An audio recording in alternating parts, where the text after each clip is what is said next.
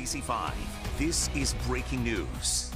Good afternoon, everyone. I'm Liz Streppo. We're coming to you with breaking news out of Albany, where New York Governor Kathy Hochul is set to give her State of the State address. Let's listen in.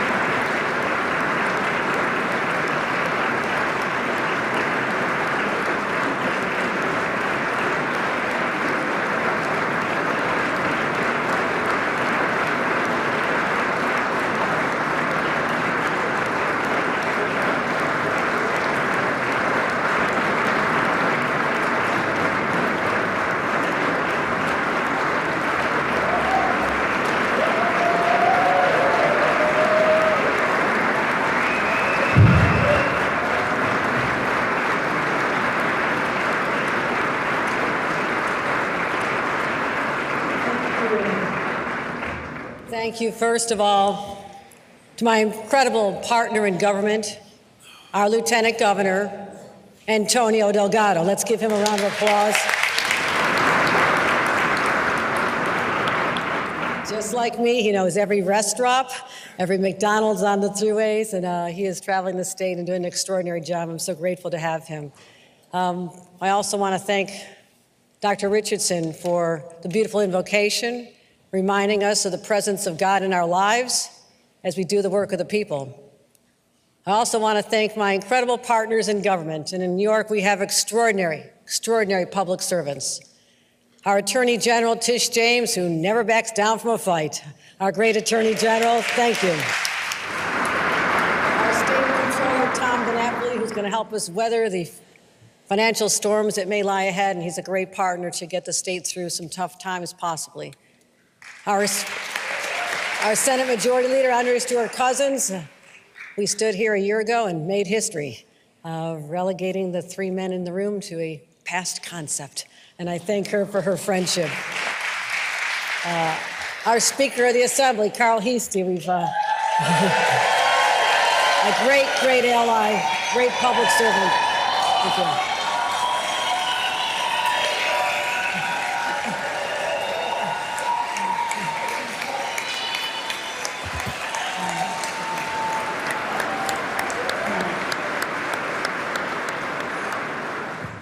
The Speaker is in the House. And to Majority Leader Assemblywoman Crystal Peoples-Stokes, who we served in government for many, many years together. Thank you. Thank you.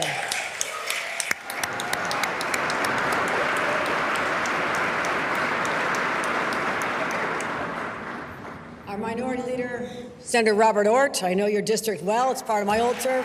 Looking forward to delivering to the people of New York. Senator Ortt.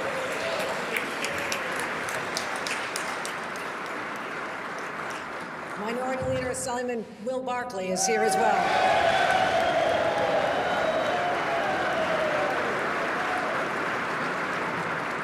Judges from the Court of Appeals have joined us. I thank them for attending this opportunity to tell the world and our nation and our state who we are.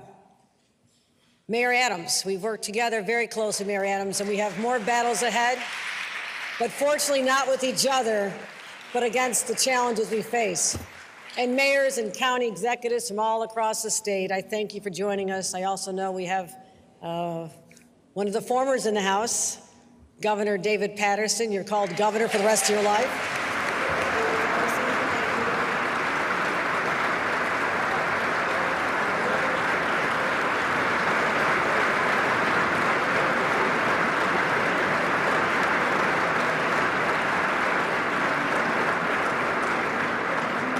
Use a point of personal privilege and make a hometown football call, and that is to acknowledge my own county executive, Mark Poloncarz, and our mayor, Byron Brown, City of Buffalo. Please stand up. Please stand up. So much this past year, so much. But I think a Super Bowl lies ahead. And good luck to the Giants, too.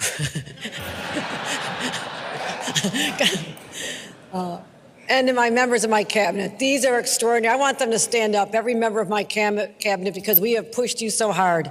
You have worked so tirelessly, and you are the team that I govern the state with, and I'm so grateful for all the work you do. Let's give a round of applause to the cabinet.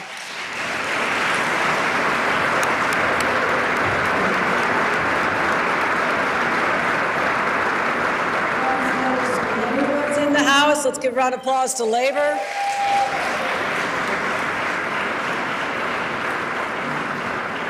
And many, many distinguished guests who've traveled here today. You know, my fellow elected officials, it's an honor to be back in this chamber and seeing you. 1 year ago, I stood here, gave the address.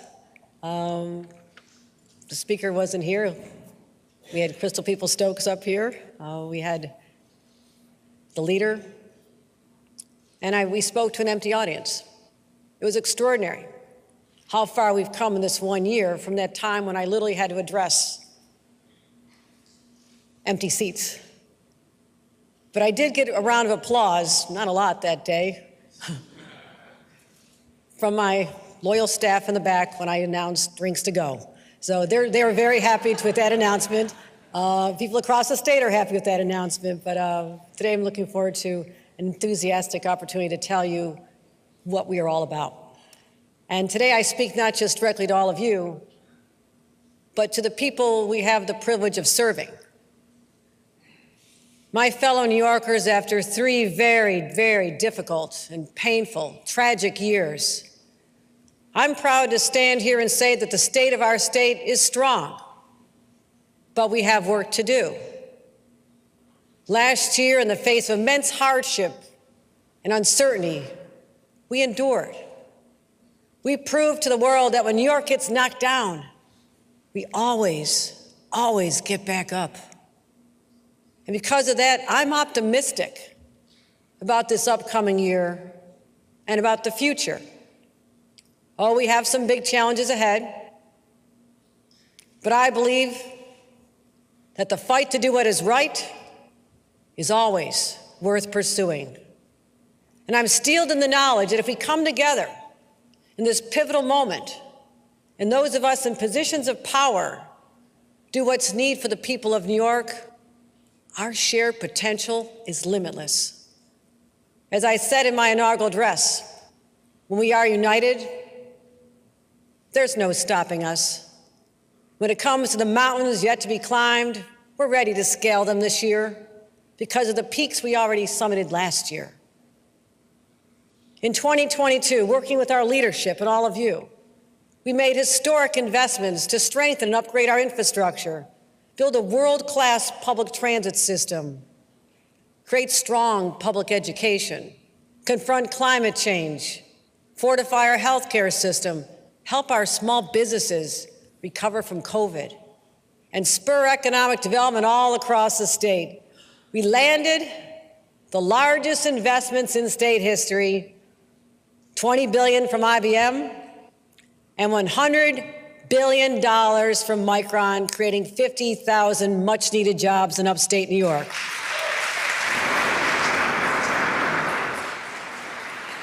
We expedited tax cuts to the middle class, gave property tax rebates. We suspended the gas tax when prices at the pump hit record levels. You've passed, and I've signed over 840 bills. That was a lot.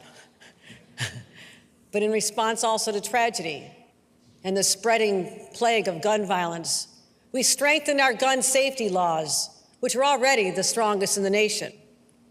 When Roe v. Wade was overturned by the Supreme Court, here in New York, we reaffirmed our commitment that reproductive health care remains a human right.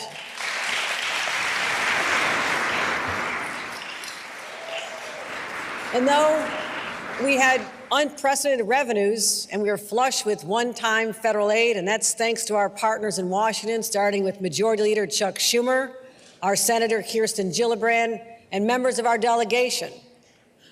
We also knew on that bright sunny day a year ago that rainy days could be ahead. So we put money away. And looking back, that was clearly the right thing to do, because 1 year later, where we stand now, a majority of economists are predicting a recession. And that's one of the reasons it's clear to me why we will not be raising income taxes this year. And I thank the legislature for being partners when we addressed those challenges in 2022. When I was last here, I spoke at the New York Dream. For generations, people have come from all over the world in search of the American dream. I'm here today because that dream was realized by my family. And I want more New Yorkers to have access to the same opportunities that my family had. That's what public service is all about. The great Frances Perkins, FDR's labor secretary, once said, "A government should aim to give all the people under its jurisdiction the best possible life." That's it. That's the job. That's what we're here to do. And I cannot stand here and say we're done yet. Because even though we've set the table for what should be the most prosperous time in New York history, if New Yorkers don't feel safe in their communities, if they can't afford to buy a home or pay their rent, then the dream stays out of reach for them.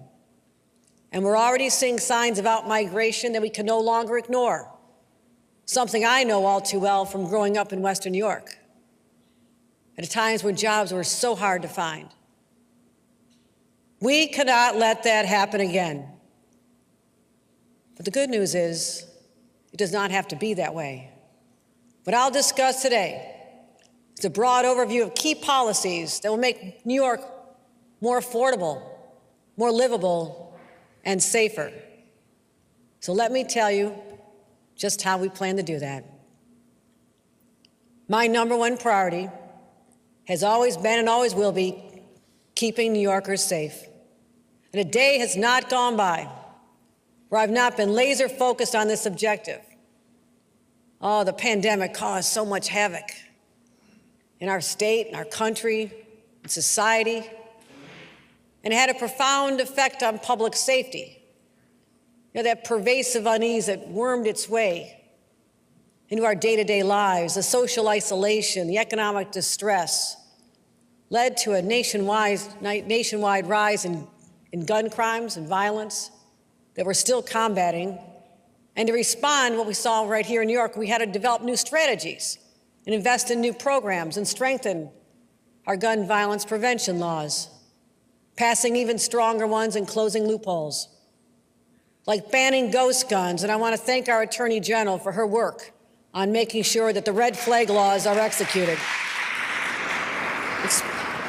We expanded bail eligibility for gun crimes. We had tougher prosecutions of gun trafficking. As I mentioned, the red flag laws. We had over 5,000 extreme risk orders of protection, astronomically higher than before. You know what that meant? 5,000 people who should not have had a gun because they could have done harm somewhere else were prevented. And that kept innocent people from being hurt. Those are the strategies that are working. We also, after the massacre in my hometown, we raised the age to 21 to buy a semi-automatic weapon. Just common sense. We launched the first in the nation, 9 states, first time in history, 9 states working on gun trafficking and gun interdiction. That effort took over 10,000 illegal guns off our streets. We tripled our investments in gun violence disruption programs on the street, connecting people where they are. And we've collaborated with local governments like never before. From putting more cops on the subways, working with the mayor, to working to bring down barriers in places like Rochester and Syracuse. So stakeholders are finally working together, and our efforts are starting to pay off. Last year, we saw a double-digit decrease in both homicides and shootings, but we're still far from pre-pandemic levels, so our work is not done. And there has been no aspect around the discussion of public safety more controversial than bail reform. And as with so much in politics today, the conversation quickly turns to a debate between 2 opposing camps with no common ground. But I believe there are several things we can agree upon. First, that the size of someone's bank account should not determine whether or not they sit in jail or go home, even before they've been convicted of a crime.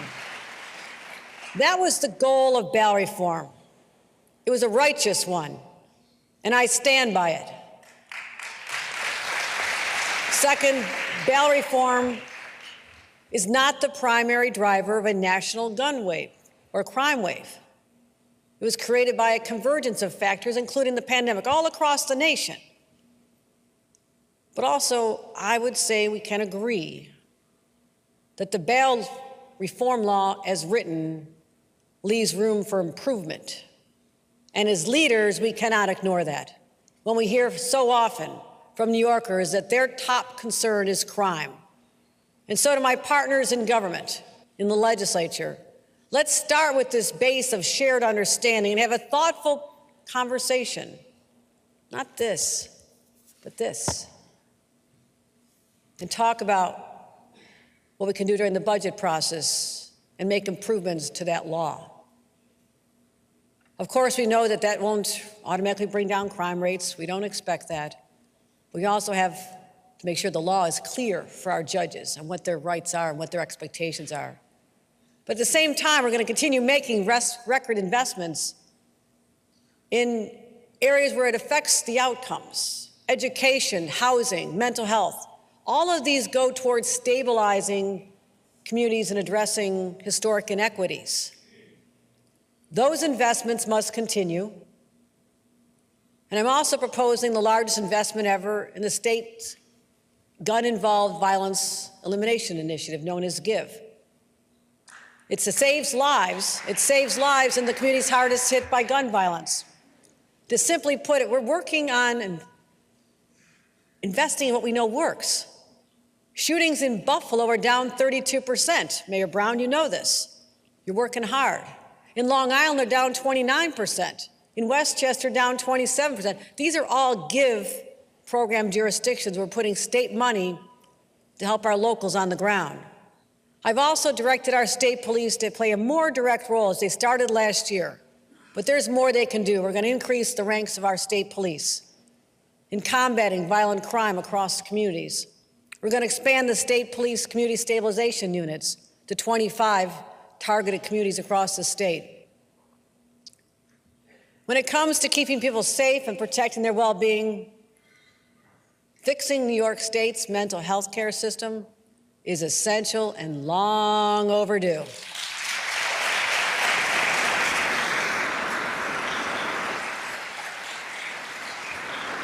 Even before COVID, the rates of mental illness had been on the rise. But since the pandemic, more than 1 in 3 New Yorkers have either sought mental health care or know someone who has. That's staggering. And the fact that too many can't get it. The barriers just seem endless. No appointments close to home. Insurance won't cover the care. long waits for psychiatric beds in hospitals. What happens? People suffer in silence. Illness grows when it's not treated. So it's no surprise that the number of people suffering from mental illness also continues to grow. We have underinvested in mental health care for so long and allowed the situation to become so dire that it also has become a public safety crisis as well. New Yorkers are anxious on the subways and in our streets when they see individuals who need help, people unable to take care of themselves properly. People could cause harm to themselves or other. Not all, just some, a few. But those people are also at risk of being victimized themselves. So I'm declaring the era of ignoring the needs of these individuals is over.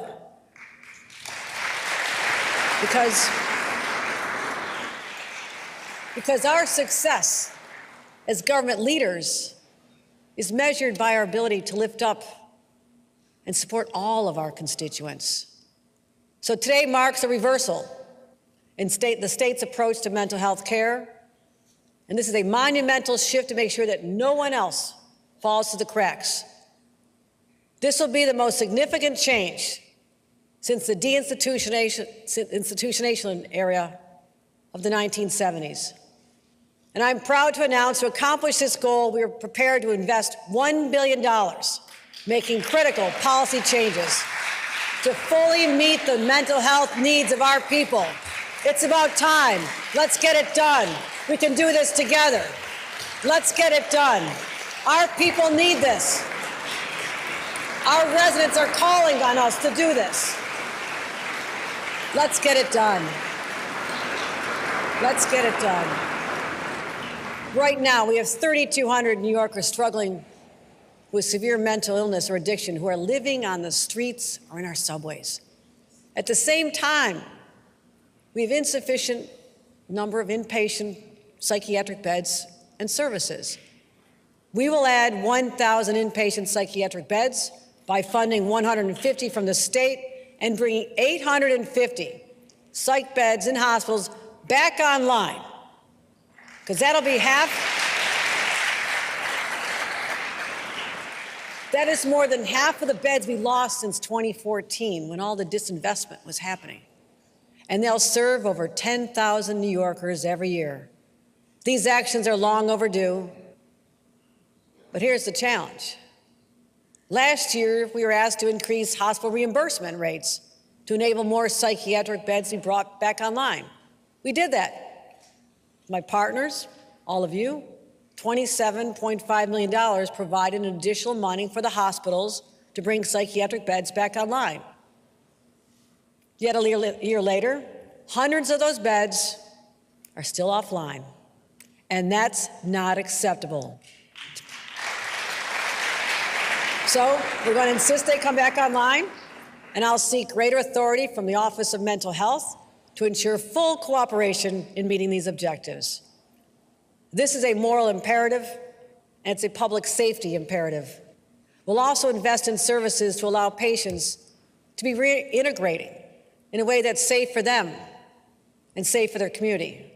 So our inpatient beds don't get backed up because more appropriate outpatient care is unavailable. We also know that supportive housing is an important tool for prevention and recovery. And that's why my plan proposes building 3,500 residential units supported by intensive mental health services. And we'll make sure that when patients move from one kind of care to the other, they don't get left behind. They don't fall off. Our plan requires facilities to discharge high-risk patients into intensive wraparound services. Wraparound services now. And I'll propose that insurance companies cannot be prohibited from covering these services. They can no longer deny mental health, critical life-saving mental health services. And finally, we're going to focus in the mental health space on our children, because too many schools provide no level of mental health support And our children need preventative services now to stop them from needing intensive services in the future.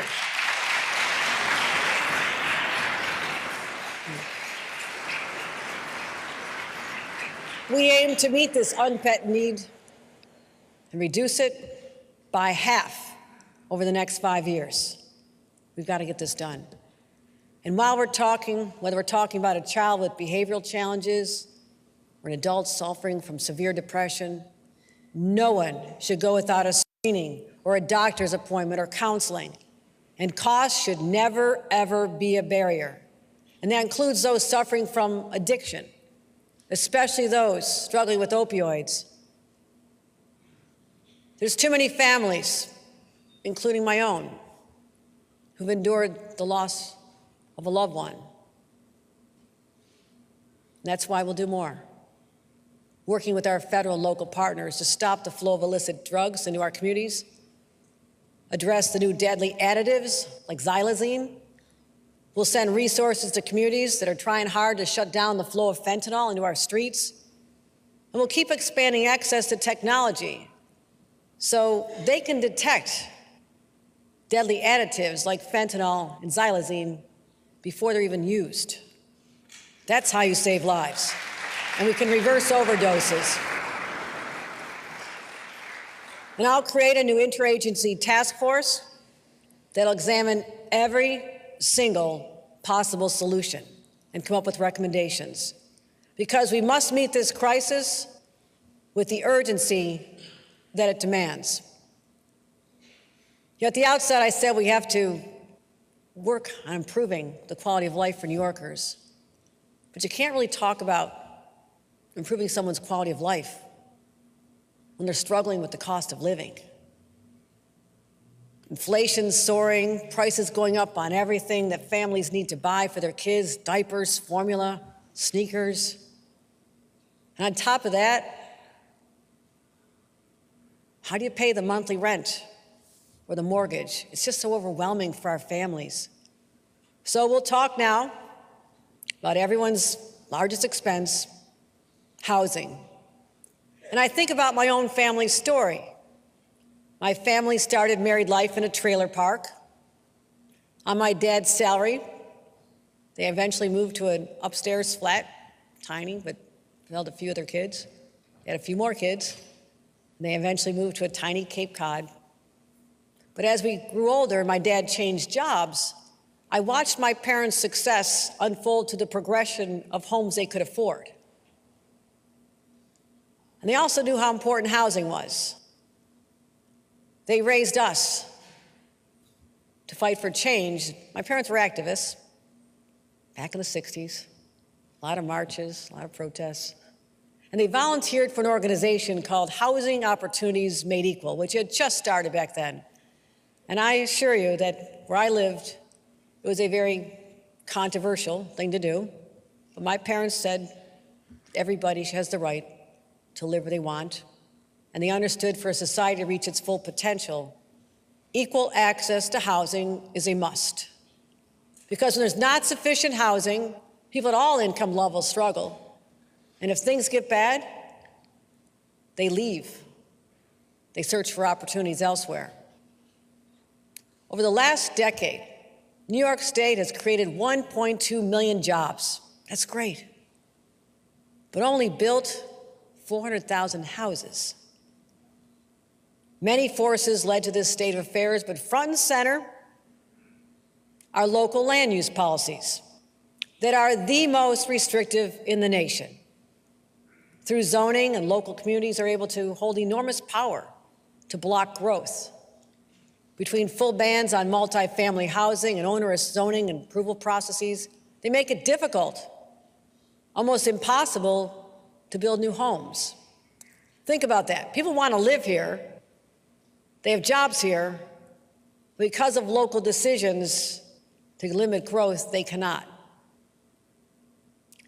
Local governments can and should make a difference. I spent 14 years in local government. Many of you came through that route as well.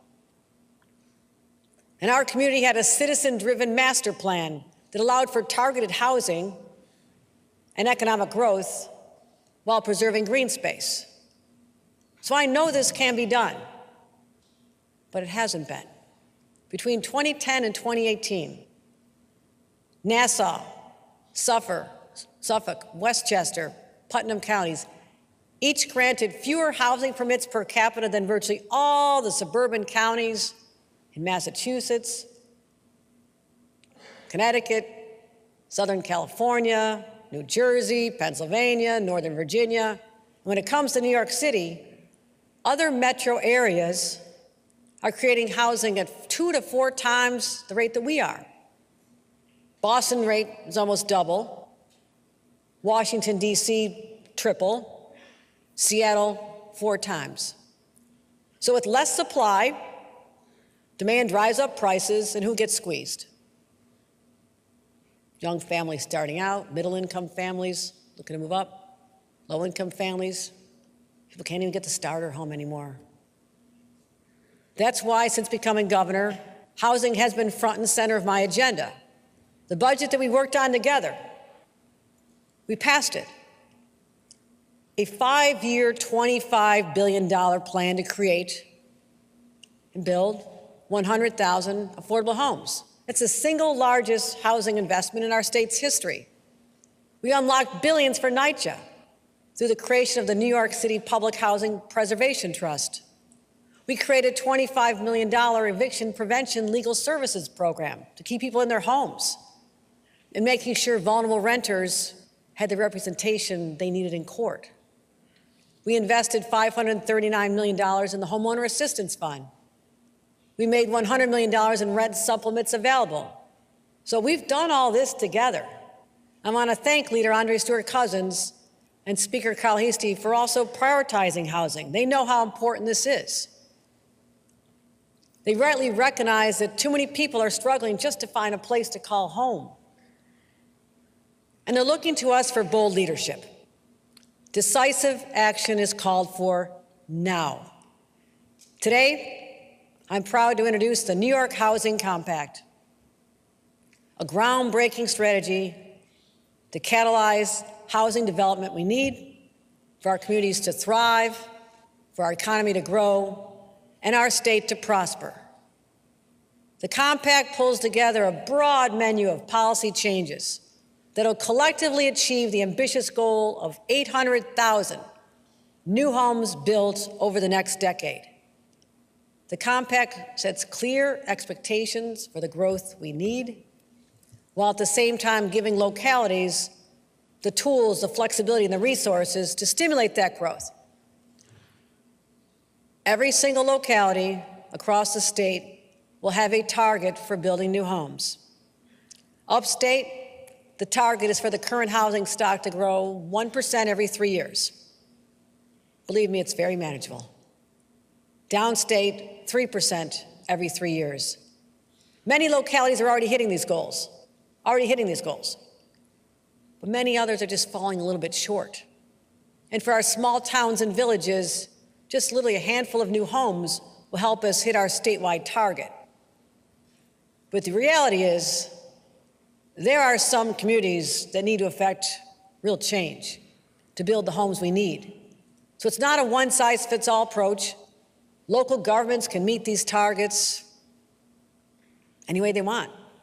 They can shape building capacity. They can redevelop old malls, old buildings, office parks, incentivize new housing production, or just update the zoning rules to reduce the barriers. We know this is a big ask, and that's why localities will get help from the state. To accomplish this, we have to get it done. We will offer substantial new funding for infrastructure, for schools, roads, sewers, all needed to support growing communities. And we'll cut the red tape to allow projects to move more quickly while still protecting the health, safety, and environment of our communities. But when communities have not made good faith efforts to grow, when proposed housing projects are languishing for no legitimate reason, the state will implement a fast-track approval process, because doing nothing is an abdication of our responsibility to act in times of crisis.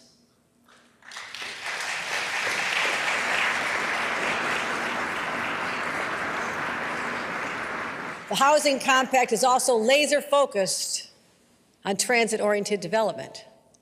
Now, we all know the MTA is the lifeblood of the New York City metropolitan region, and we'll continue to invest and ensure the MTA's long-term fiscal health. We have to do that.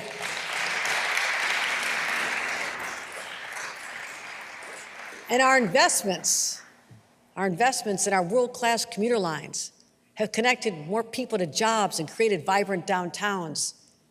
And that's why it makes so much sense to build new housing in those same areas. That's what happens in cities across the globe. So as part of my compact, any municipality with a train station will rezone the area within a half a mile to allow for the creation of new housing within the next 3 years. Finally, we cannot meet the demand for housing without an incentive program like we have with 421A in New York City. Without it, developers are only building condominiums or build elsewhere, which is absolutely not the result we need to meet our housing goals. We will work with the legislature to come up with a replacement for this critical piece of the puzzle. We have to. Overall, this plan is ambitious, but that's what New Yorkers expect from their leaders. Today I say no more delay, no more waiting for someone else to fix this problem. Housing is a human right, and ensuring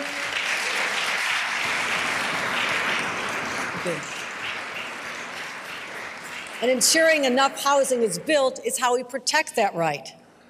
The saying is, never let a good crisis go to waste, and we will not waste this opportunity.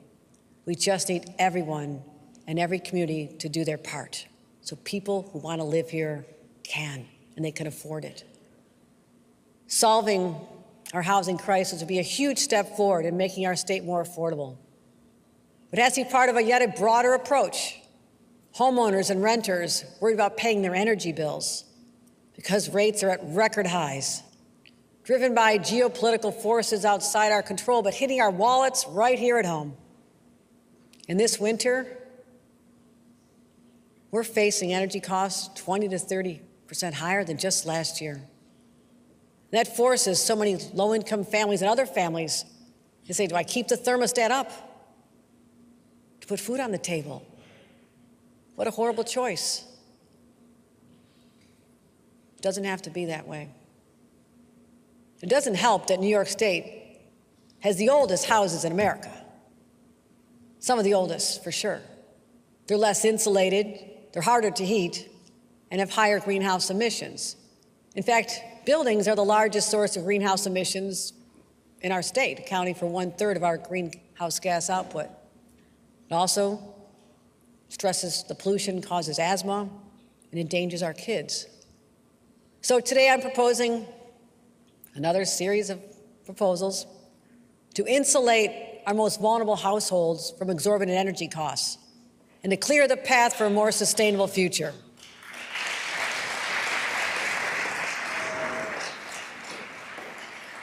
We're calling it the Empower Plus program, and it'll help low-income families retrofit their homes by ending insulation, upgrading appliances, switching from fossil fuels to clean electric heating systems.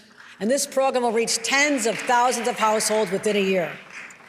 And homes that electrify will be eligible for the first in the nation energy affordability guarantee, a promise that they'll never have to spend more than 6% of their income on electricity.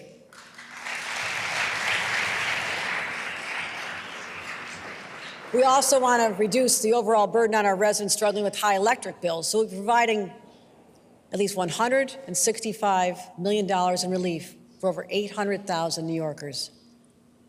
We know that long-term sustainability for our wallets and for our planet comes from weaning ourselves from fossil fuels.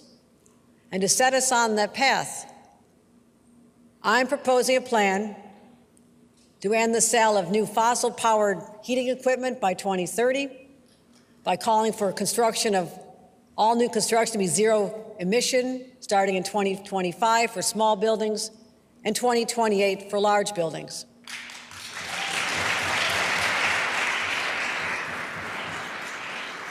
And we're taking these steps now because climate change remains the greatest threat to our planet, but also to our children and our grandchildren.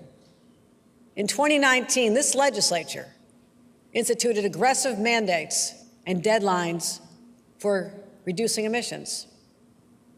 And now we're executing on that plan. Of course, we must do it thoughtfully, in a way that prioritizes affordability, protects those already struggling to get by, and corrects the environmental injustices of the past. And with this in mind, we're pursuing a nation-leading Cap and Invest program to cap greenhouse emissions, invest in clean energy, and prioritize the health and economic well-being of our families.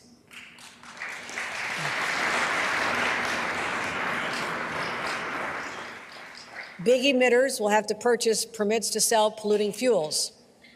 The dirtier the fuel, the bigger the price tag. And the Invest part of the program will accelerate the clean energy transition and include universal climate action rebates that will provide over $1 billion the revenue we bring in to allocate to lower utility bills, cover transportation costs, and other decarbonization efforts. That's how we're going to help our New Yorkers. That's how we help New Yorkers get through the transition. And what's great about Cap and Invest, it gives us great flexibility, so we can focus our efforts on the biggest polluters, at the same time ensure our families, our farmers, our small businesses aren't crushed by the costs. And we'll help families with energy costs transition to the future, because we know that future belongs to our kids. And as the first mother to lead this state, I know firsthand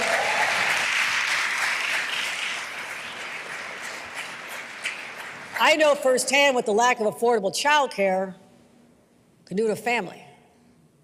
But as a governor, I also know the impact on our state's economy.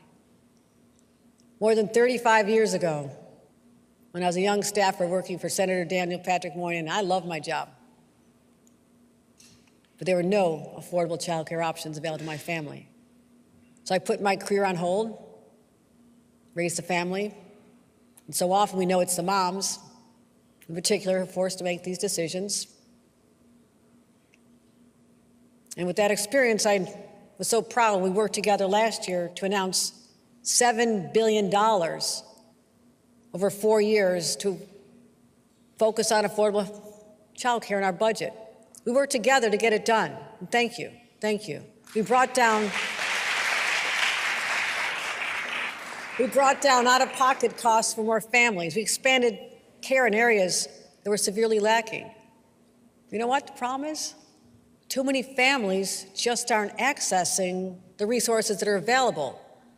Believe it or not,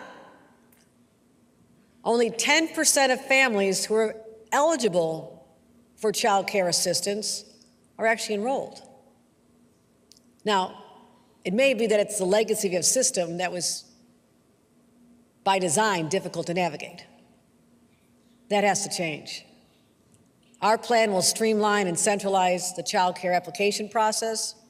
We'll also expand more access to vulnerable families.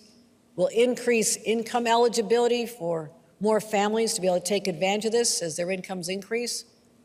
But also, we have to continue supporting our hardworking, unbelievable child care providers who allow us all to get done what we need to do. They're indispensable, indispensable.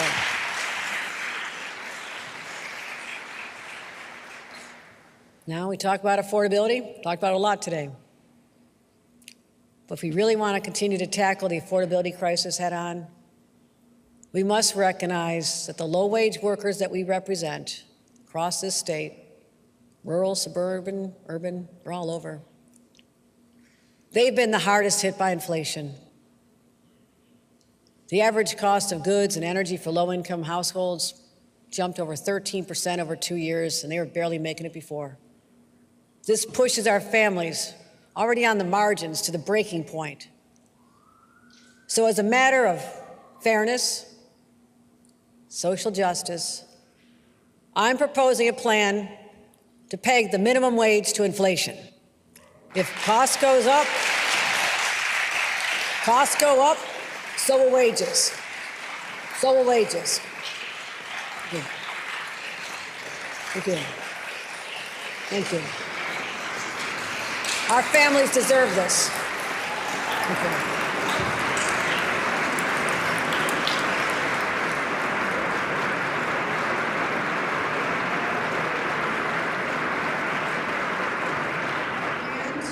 Like other states that have implemented this policy, we'll put on guardrails to make sure employers, the increases are predictable for them.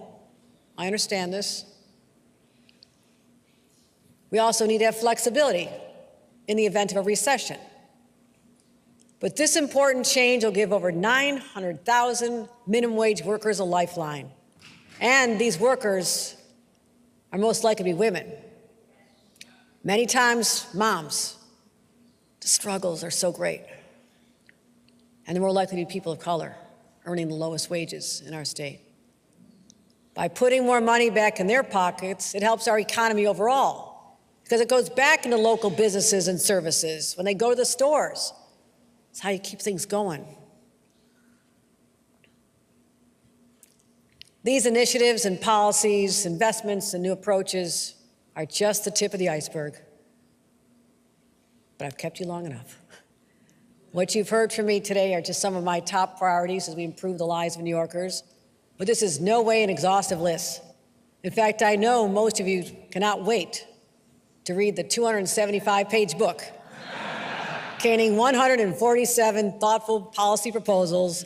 Thank you, Michael Lasher, and my dream team and my entire cabinet for helping make that happen.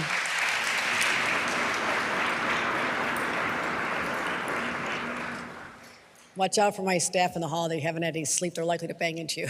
They're exhausted. They've worked so hard on this, and I thank them. I'm grateful. But to recap, my goals are straightforward and clear.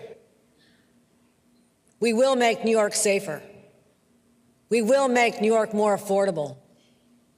We will create more jobs and opportunities for the New Yorkers of today and the New Yorkers of tomorrow. We'll open up the doors to more people and communities, especially those who have been historically blocked from equal chances at success. And as other states slide backwards when it comes to protecting basic fundamental rights, we will continue to enshrine and protect those rights every single day, and will continue to be nation leading. The task ahead of us may sound daunting. The stakes could not be higher. But I'm fortunate to live in a home once occupied by one of our great leaders and thinkers named Roosevelt. Eleanor Roosevelt once said,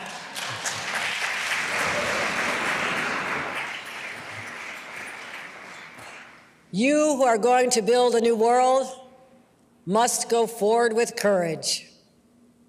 We will build a new world. And we will be courageous.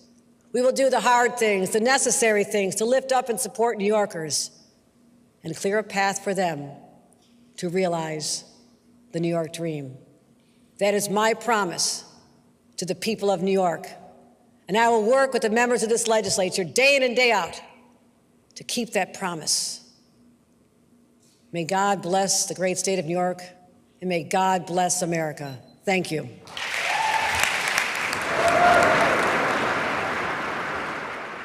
This wraps up our live coverage of Governor Kathy Hochul's State of the State address. And a quick recap. The governor says the state of New York is strong, but that there is still more work to do when it comes to making New York safer and more affordable. Hochul has promised to invest $1 billion to address the mental health crisis, and she's also prioritizing new housing development with the goal of building 800,000 new homes across the state within the next 5 years.